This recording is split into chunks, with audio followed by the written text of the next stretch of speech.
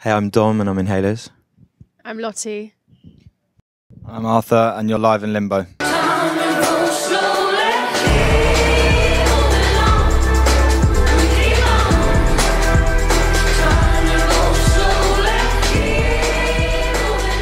Hey guys, it's Mehek from Live in Limbo, and I'm here in Toronto with Halos. I believe it's your first trip here to Toronto, which is really exciting. Welcome to our wondrously cold city right now. I'm sorry that it's not as warm as it should be at this time of the year, but I guess you guys kind of used to it. We're quite used to it. Yeah.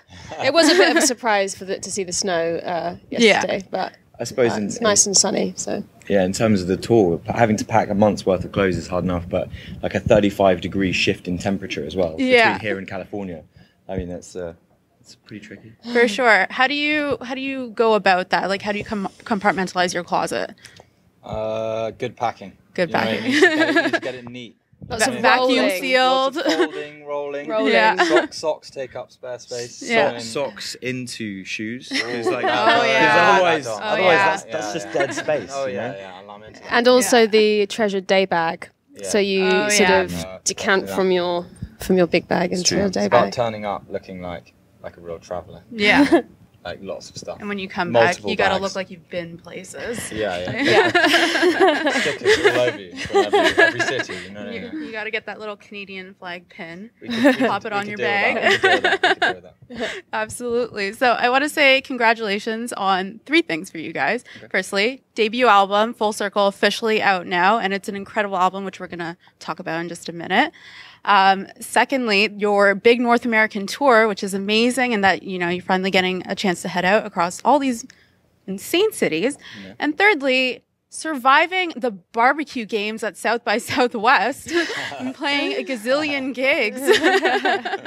Like, I mean, I'm sure it was a delicious journey, but I imagine exhausting. You guys did 11 gigs? I don't know that we ate that much. No? I think it was the Hunger Games. It was like no time to eat, just get to the next show. It was so little time. Yeah. But it was a lot of fun. It was a great trip for us, and Austin was just so cool, and all the crowds were great, and yeah, we had a really good time. So not a lot of eating, which is kind of surprising because literally everyone that I hear coming back from Austin after South by Southwest is like overload of carnitas and barbecue sauce. Those with time in their hands. We spent most of the time loading in and out of venues. Yeah. You burn a lot of calories like that as well. You know, so well, that's good. Good exercise. Just jam them in when you can. You know? Yeah. How did that series of shows kind of prep you for this tour? It was kind of a funny one because we actually going into South by Southwest only played like 25 shows ever as a band, and we played 11 in 4 days, and so it was like almost doubling our show count in that week. And it was great to go on a run of shows because we we're playing all these different venues, all these different types of crowd as well, and different times of the day. It was to come take that experience and come into a longer tour like this has been great.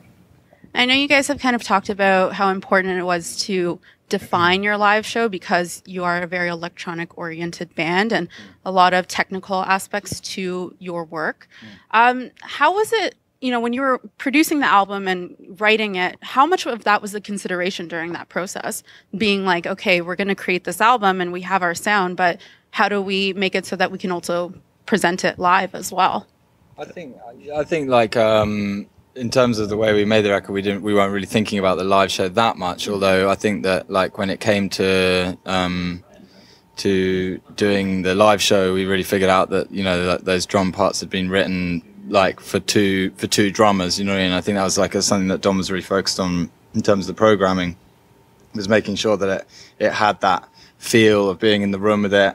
And really it had a kind of live feel to the drums on the record, even though they were programmed and stuff like that. And I think we were just very keen, as you say, for it to be a real live experience and to have that human aspect to it, and to translate the record, with 2 or 3 other musicians that can really bring it to life. And I think by having you know, having it played live rather than just sort of press play on a computer, it just brings the record, it takes the record to a whole other place for us, which is really important. Mm-hmm. How are you finding the reception so far? Great. Yeah, great. Yeah. Everything you hoped it would be? Yeah, it's been really fun. Like no pressure, Toronto, but like Montreal was really, really good. They've all been great. New York, Cambridge, you know, so far the audiences here have just been really, really wonderful to us. Very warm. Yeah. Oh, that's fantastic. I know everyone in Toronto is really excited to see you guys. Everyone, literally the entire city is going to pack itself into the Drake Hotel tonight, guys. Yeah, it's like how many English people in a mini? Yeah.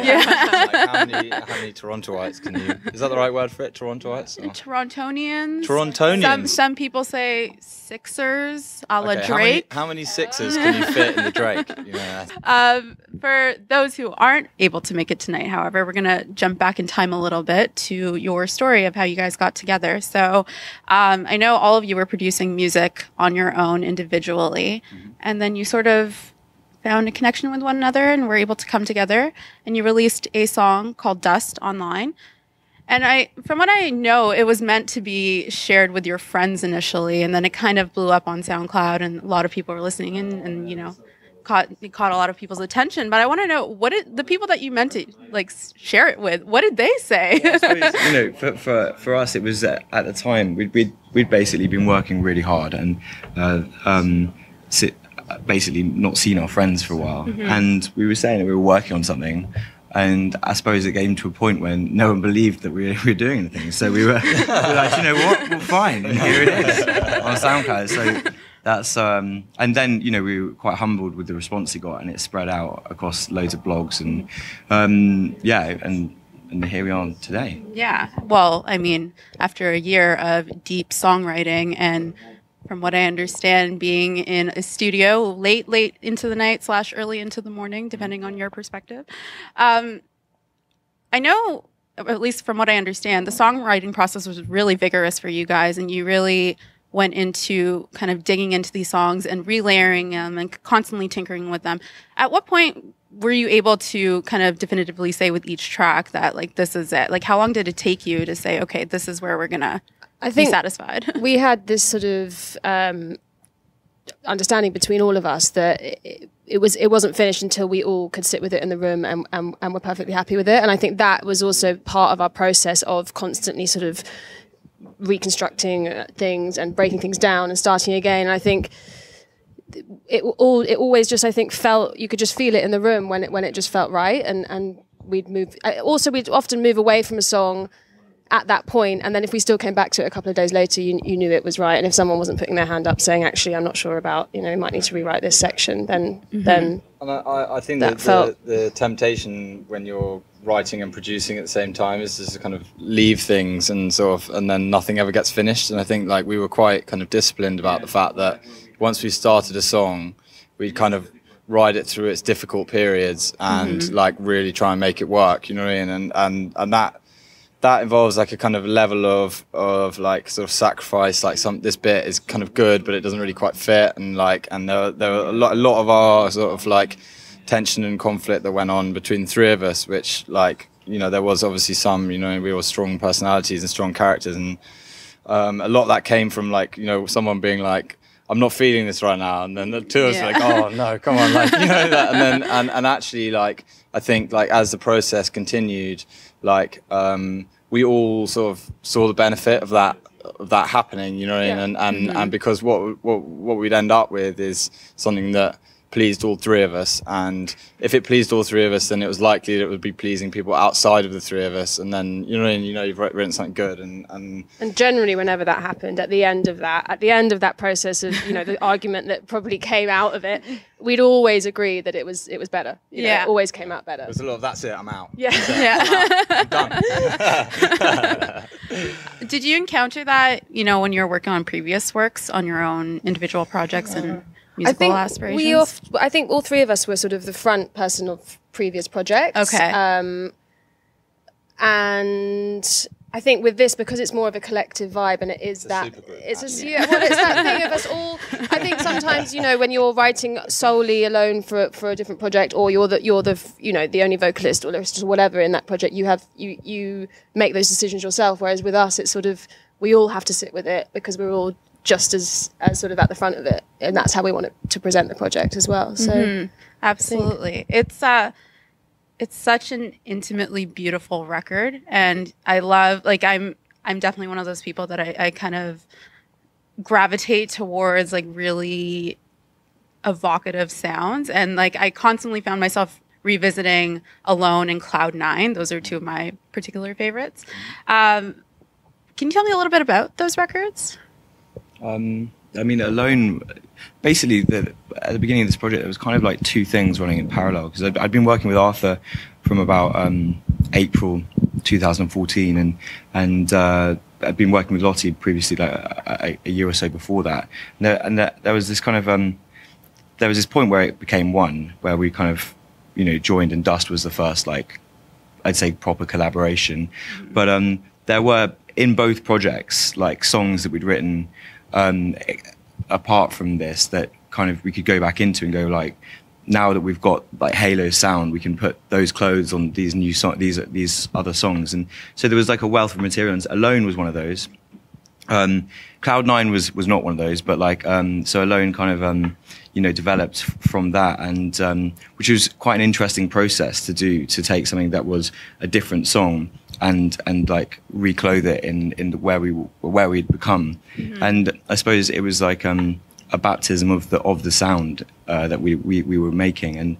And Cloud 9, very painful one. Cloud 9, we were going through quite. Arthur and I were going quite sort of difficulties. We've both been going through like some really bad heartbreak with our like separate partners, and like I think that like the why did you leave me here thing, like I think like Lottie was sort of messing around with this like really fragile line, and I was lying face down on the studio floor, like just in terrible pain, like it was just like, why did you leave me here, like that, and it sort of fitted perfectly into it. And I think we kind of found this really, like, it was almost like the name of that, it's a bit of a joke. It's like, you know, it's so low that it feels like kind of almost high, you know what I mean? Like, it's like, oh, I can't get much lower than this, you know what I mean? Like, and we were also in a really dark studio when we wrote that track. Yeah. Like, I love that place. Dom loved it. Arthur and I were sort of scratching at the walls trying to have some sunlight. It was such a perfect dead neutral room, so like mixing there was great. It was a proper sort of like producer hat on. It was like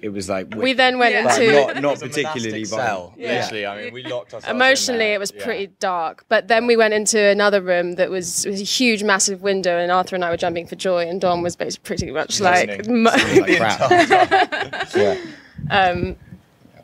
So no, it's cool. I mean, I still think on that like sort of lyrically on that track, like it's like that perfect sort of heartbreak, like, you know, I think we managed to really get the feeling across in that one, and it was kind of a weird territory to go to, because I think like at the beginning of this project we committed to writing an emotional record, you know what I mean, and that was one of the like sort of list of things that we really wanted the project to be, you know what I mean, and I think that track was like, how much can you fit in the song, you know what I mean? And actually it's kind of weird like kind of putting that out there and then people really engaging with that, because it's kind of like felt quite daring for us to actually contain that much feeling in it, that much like sadness, and sort of it felt like a risk at the time, if you know what I mean. And it's really it's a very honest song, I think. Very honest and quite dark and moody, but I think like it's got that contrast that we always aim for, which is it kind of breaks into euphoria and it has that tension in it, which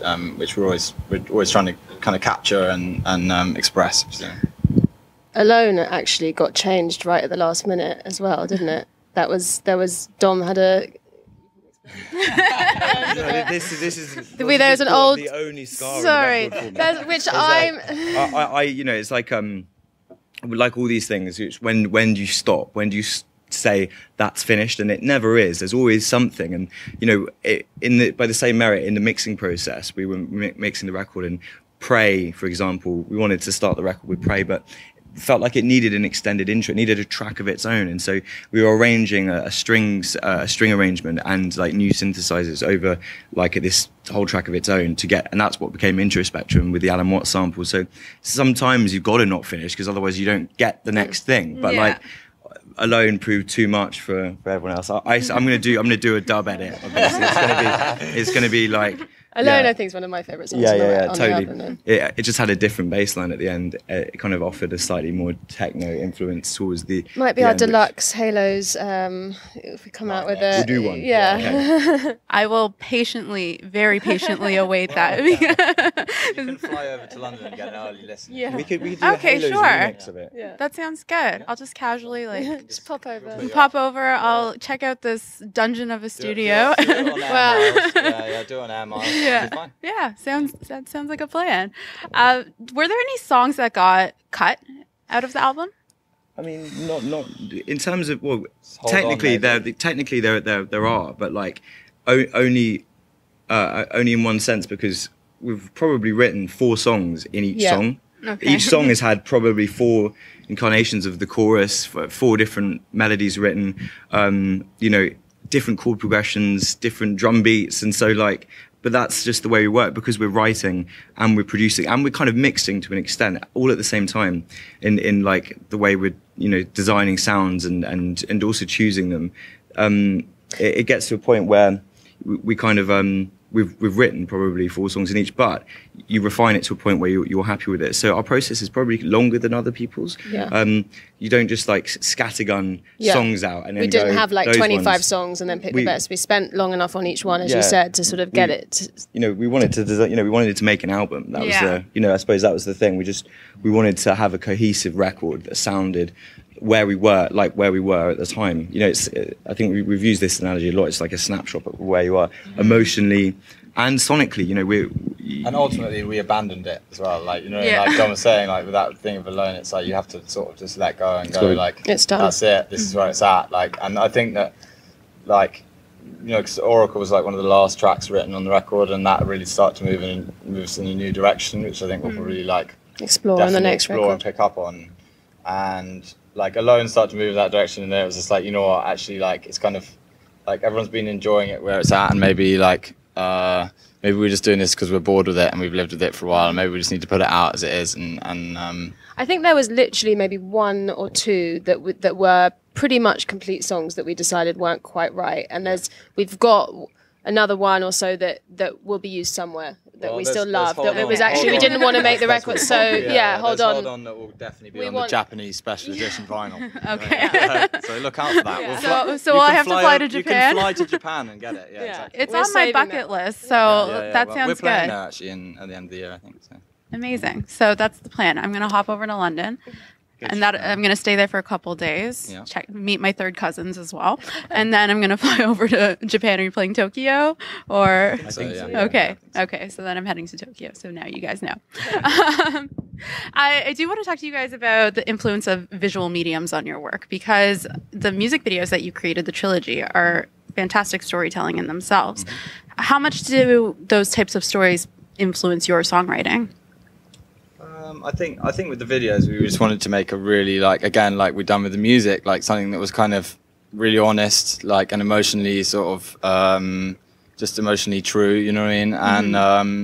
And I think that we sort of noticed this sort of theme in music where people were making music videos almost like an advert for the track, you know, and I think we sort of felt like we really didn't want to do that, you know, and so like that kind of limitation sort of meant that we were like, okay, cool, well, why don't we just make a really honest like film, you know, about like